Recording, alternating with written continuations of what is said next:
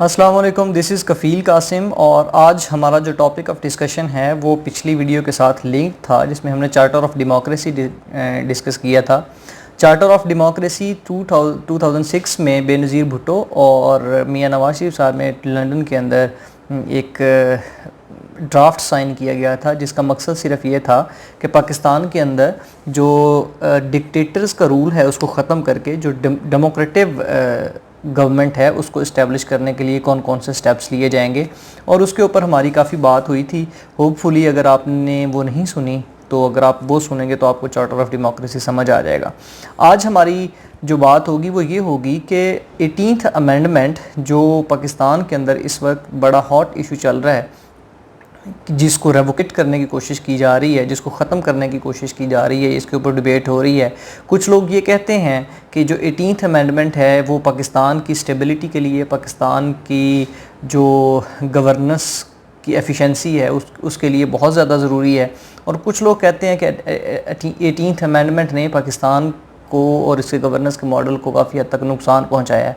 हमारी आज ये डिस्कशन होगी कि किस तरह जो 18th अमेंडमेंट है वो पाकिस्तान के लिए ज़रूरी है और जो लोग ये कहते हैं कि ये ख़राब कर रही है तो उनके कौन कौन से आर्गूमेंट्स हैं, और उसके अलावा 18th अमेंडमेंट के कुछ मेजर पॉइंट्स को हम डिस्कस करेंगे। और इसके अलावा हम ये देखेंगे कि 18th अमेंडमेंट अगर ख़त्म कर दी जाती है तो पाकिस्तान को कौन कौन से ख़तरात या आफ्टरमैथ और कॉन्सिक्वेंसेस का सामना करना पड़ सकता है।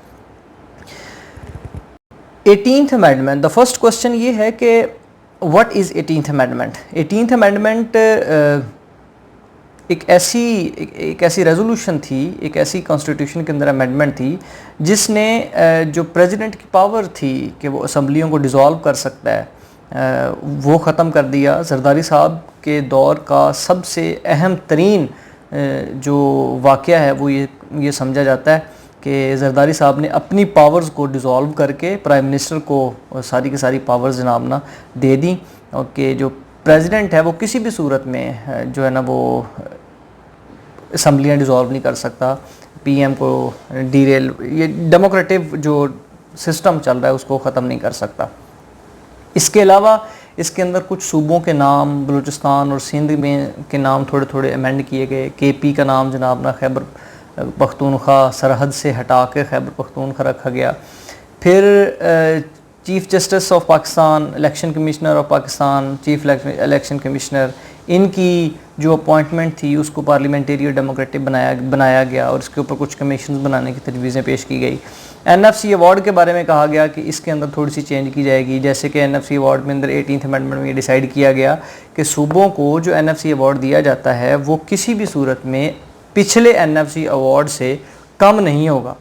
मतलब जो सपोज़ करें कि 2015 के अंदर एक NFC अवार्ड ड्यू शेयर दिया गया सूबों का रेवेन्यू के अंदर से, अब अगर 2020 के अंदर उनको दिया जाएगा तो वो 2015 से कम नहीं होगा, वो या तो ज़्यादा हो सकता है या फिर कम अज़ कम उतना हो सकता है जितना उनको 2015 के अंदर दिया गया था। तो NFC अवार्ड को रिड्यूस नहीं किया जाएगा। काउंसिल ऑफ कॉमन इंटरेस्ट के अंदर थोड़ी सी जनाब ना चेंजेस की गई। तो ये 18th अमेंडमेंट थी। इसके अंदर एक बड़ा इंपॉर्टेंट जो पॉइंट है वो ये है कि इसने प्रोविंसेस को ऑटोनमस कर दिया, प्रोविंशियल ऑटोनॉमी जनाब ना इस्टेब्लिश कर दी। अब अगर प्रोविंशियल ऑटोनॉमी इस्टेब्लिश की है तो फिर बहुत सारे सब्जेक्ट जो कि फेडरल गवर्नमेंट अपने कंट्रोल के अंदर रख रही थी, मसलन हेल्थ है या एजुकेशन है, वो प्रोविंसेस को ट्रांसफ़र कर दिए गए। उनकी जो रेवेन्यू की कलेक्शन है वो उनको दे दी गई। जो उनके इंफ्रास्ट्रक्चर की डेवलपमेंट है वो प्रोविंसेस को प्रोवाइड कर दी गई कि अब आपने ये अपने तौर पे करना शुरू कर देना है। उनको ड्यू शेयर उनको दिया गया ताकि उनकी इकोनॉमिक्स सपोर्ट और फाइनेंशियल सपोर्ट हो सके। अब बात ये है कि NFC अवार्ड में चेंजेस करने के बाद, प्रोविंशियल ऑटोनॉमी देने के बाद, काउंसिल ऑफ कॉमन इंटरेस्ट में थोड़ी सी चेंजेस करने के बाद, प्रेसिडेंट की पावर को डिसॉल्व करके सारी की सारी पावर्स को प्राइम मिनिस्टर को देने के बाद, और इस तरह के जितने भी ये पॉजिटिव इकदामात लिए गए, डेमोक्रेटिक रूल्स को इस्टेब्लिश करने के बाद, चीफ इलेक्शन कमिश्नर और चीफ जस्टिस ऑफ पाकिस्तान को चुनने के लिए कुछ ख़ास कमीशन बनाया गया था। ये सारे मामलात करने के बाद अब अगर ये 18th अमेंडमेंट वापस ले ली जाती है तो फिर कौन से नुकसान हो सकते हैं।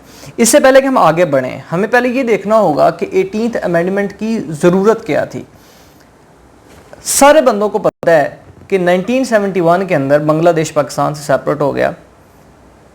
जब भी बांग्लादेश पाकिस्तान से सेपरेट हो रहा था, या जब बांग्लादेश अपने राइट्स को प्रिजर्व करने की कोशिश कर रहा था, तो पाकिस्तान के जो लस्टी पॉलिटिशियंस थे, वो जो डिक्टेटर्स थे, वो उनको उनका ड्यू शेयर नहीं दे रहे थे। Pakistan is an heterogeneous country, इसके अंदर सिंधी भी हैं, इसमें बलोची भी हैं, इसमें पठान भी हैं, इसमें पंजाबी भी हैं। अब अगर एक सूबा अपने इंटरेस्ट को ज़्यादा से ज़्यादा सेव करने के लिए दूसरे सूबों के इंटरेस्ट को, दूसरे सूबों के राइट्स को कन्फिस्केट करेगा, अल्टीमेटली उसका नुकसान पूरे मुल्क की स्टेबिलिटी के ऊपर पड़ेगा। बांग्लादेश को उनके ड्यू राइट्स नहीं दिए गए, वो रिबेल कर गए 1971 के अंदर, वो 1971 के अंदर वो उन्होंने सेपरेशन कर ली हमसे।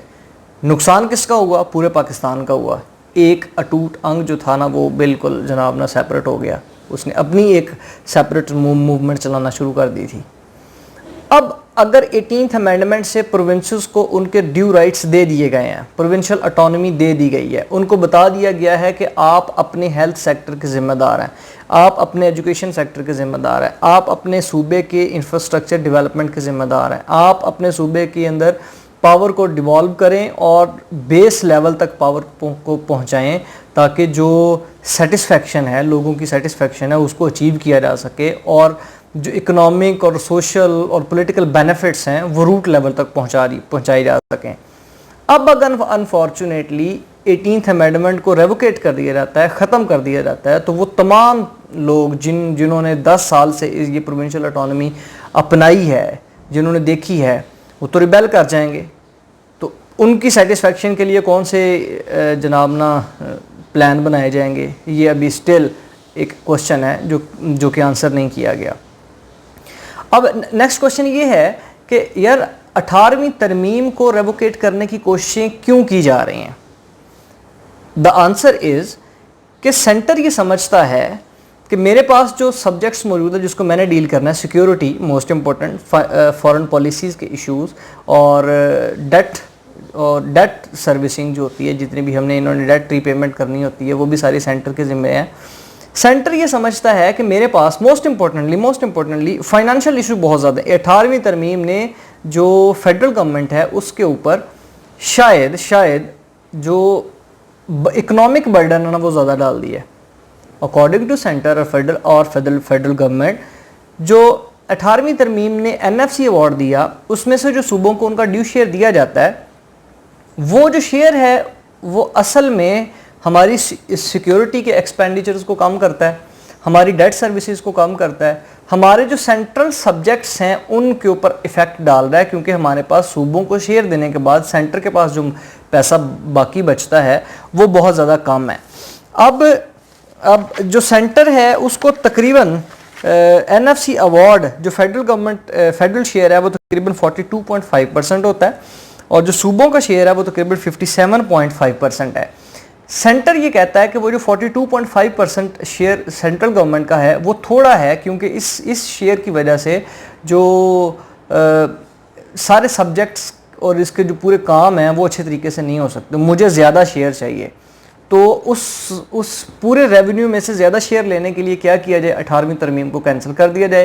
प्रोविंसेस के अंदर जो NFC अवार्ड की चेंजेस की गई थी वो भी ख़त्म हो जाएंगी, प्रोविंशियल ऑटोनॉमी भी ख़त्म हो जाएगी, और ये सारे मामला हो जाएंगे। सेकंड, सेंटर के मुताबिक जो प्रोविंशियल गवर्नमेंट है उनके पास इतनी कैपेबिलिटी नहीं है कि वो किसी इकोनॉमिक बेनिफिट को इस्तेमाल करते हुए अपने हेल्थ सेक्टर में, अपने एजुकेशन सेक्टर में या अपने इंफ्रास्ट्रक्चर के अंदर कोई खातिर-खा डेवलपमेंट ला सके।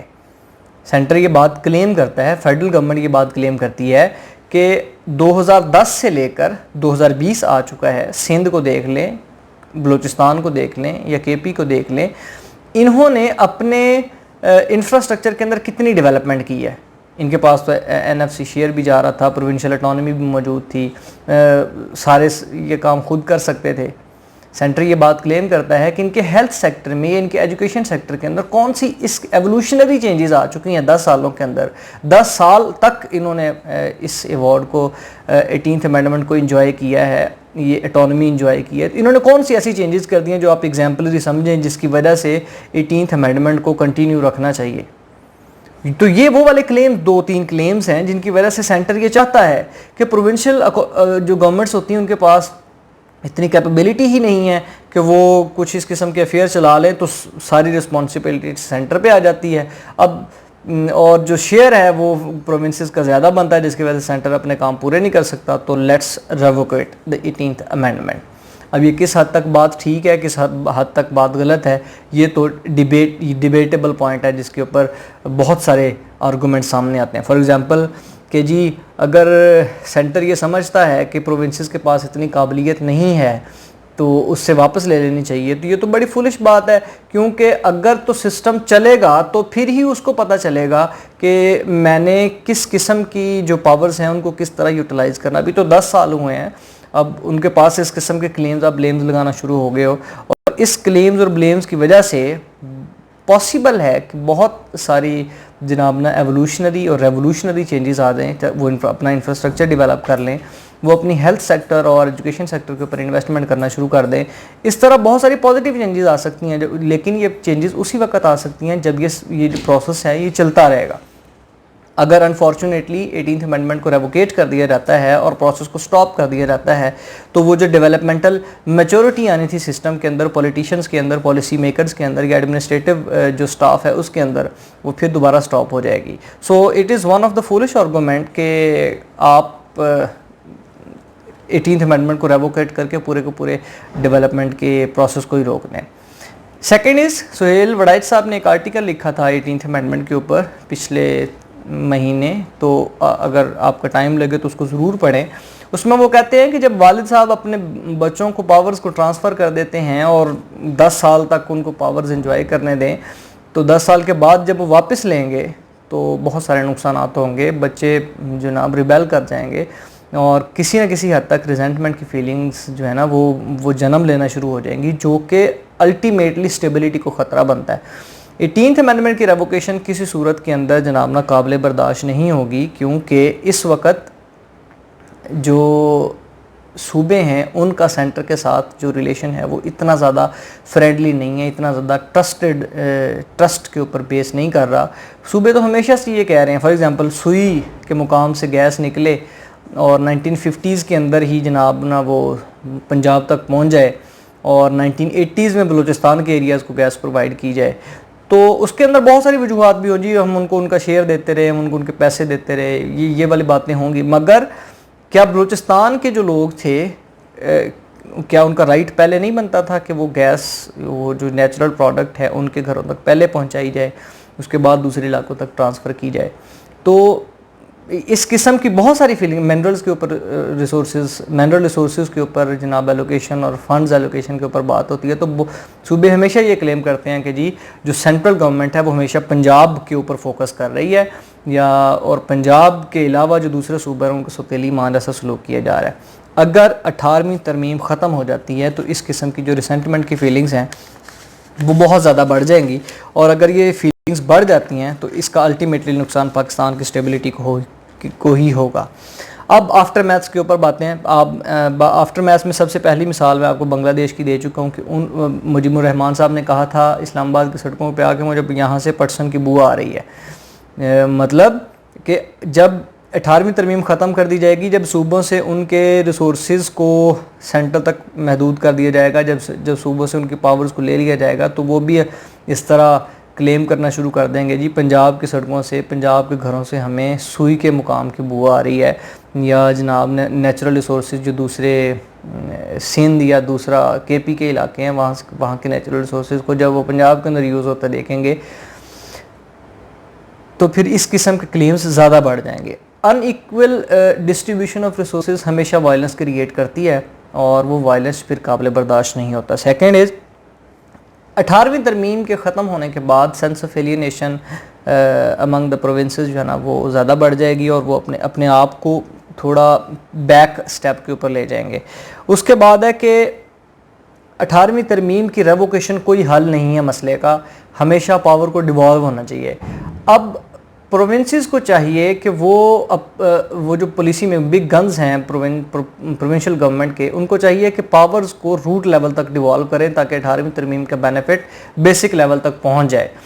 अनफॉर्चुनेटली सूबों की भी बहुत बड़ी गलती है कि वो पावर डेवोल्यूशन तो हो ही नहीं रही, जिसकी वजह से जो रिसोर्सेज या जो फंड्स हैं जो सेंटर क्लेम करता है कि हम ड्यू शेयर जब सूबों को देते हैं तो ये इस्तेमाल ही नहीं कर पाते, ना हेल्थ सेक्टर में, ना एजुकेशन सेक्टर में, या इस तरह के बहुत सारे कामों में। तो प्रोविंशियल गवर्नमेंट को चाहिए कि उन फंड्स को रूट लेवल तक पहुंचाए जाएं ताकि लोगों को बेनिफिट हो। अगर पावर डेवोल्यूशन होगी तो फिर ये नेक्स्ट स्टेप जो है ना वो पावर डेवोल्यूशन होना चाहिए। ये नहीं होना चाहिए कि आप 18वीं तरमीम को ही जनाब ना कर दें, ख़त्म कर दें। फोर्थ पॉइंट ये है कि अगर आप 18वीं तरमीम को ख़त्म कर देंगे तो फिर एवोल्यूशन का जो प्रोसेस है ना वो स्टॉप हो जाएगा और सेंट्रल प्रोविंस रिलेशन इससे भी ज़्यादा ख़राब हो जाएंगे।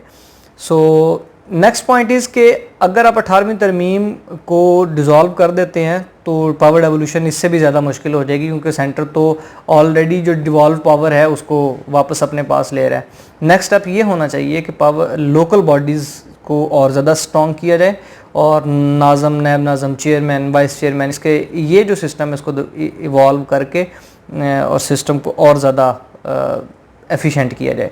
अगर एनएफसी अवार्ड के ऊपर किसी बंदे को, किसी भी सूबे को या सेंटर को कुछ इख्तलाफात हैं तो इसको डेमोक्रेटिव तरीके से बैठ के इसके ऊपर बातचीत करके इसको दोबारा रीएडजस्ट किया जा सकता है, जिसमें हर बंदे की जो सेटलमेंट है उसको रीसेटलमेंट किया जा सकता है।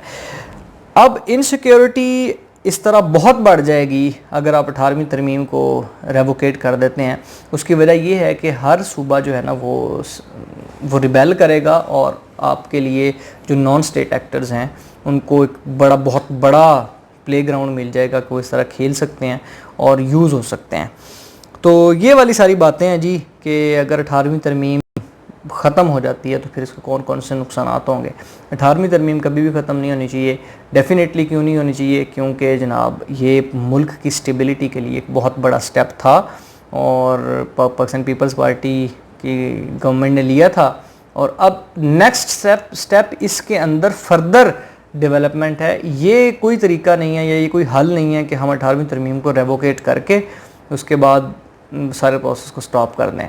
तरीका ये होना चाहिए कि 18वीं तरमीम के अंदर अगर आपको कोई इश्यूज़ नज़र आते हैं जो कि जेन्युइन हों और डेमोक्रेटिव हों, उसको आप दोबारा उसके ऊपर डिबेट करके उसको दोबारा सेटलमेंट कर ले, पावर को डिवॉल्व करें, जितना हो सके पावर को डिवॉल्व करें। इसके इकोनॉमिक बेनिफिट्स, इसके पॉलिटिकल बेनिफिट्स को लेने की कोशिश करें।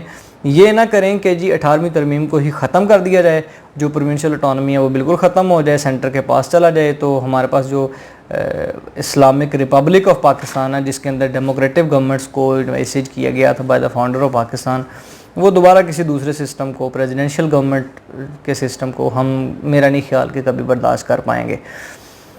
ये आज की हमारी डिबेट का टॉपिक था और होपफुली आपको समझ आ गई होगी। आपकी राय मेरी राय से मुख्तलिफ हो सकती है और वो काबिल एहतराम है। अगर आपके पास इनके अलावा कोई पॉइंट्स मौजूद है